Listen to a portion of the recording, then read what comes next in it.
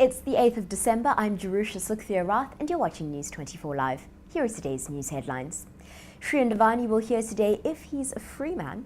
A memorial service will be held for Pierre Korkie, and Ebola claims the life of a 10th Sierra Leonean doctor.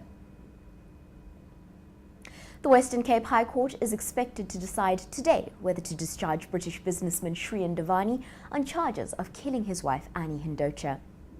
Dewani has been waiting almost 2 weeks for Deputy Judge President Jeanette Traverso to make her decision. Now, we know that Dewani is on trial for allegedly plotting with shuttle taxi driver Zola Tongo and others to kill his wife Annie while they honeymooned in Cape Town in November 2010. Dewani's legal team last month brought the application in terms of Section 174 of the Criminal Procedures Act. Now, that allows for discharge if the court believes there was no credible evidence at the close of the state's case. A memorial service will be held this week for Pierre Korkie, who was killed in a failed rescue mission in Yemen. Korkie and American photographer Luke Sommers, who are being held hostage by al-Qaeda militants in Yemen, were killed in the early hours of Saturday when U.S. Special Forces attempted to rescue them. The Gift of the Givers Foundation, who'd helped in negotiating with al-Qaeda, said South African Korkie died a day before he was due to be released following a negotiated deal. His body is due to arrive in South Africa today.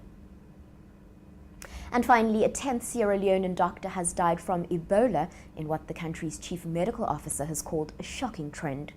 Dr. Aya Solomon Koyayima died on Saturday. Now, Koyayima worked at a children's hospital in the capital and was treated at the Hastings Ebola Treatment Center. According to AP, because Ebola is transmitted through bodily fluids of the sick and dead, it's sometimes called the caretaker's disease. Hundreds of health workers have been infected in this outbreak, and over 6,200 people have died of the disease in West Africa. In all, 11 Sierra Leonean doctors have been infected and only one has survived. For these stories and more, stay tuned to News 24 Live.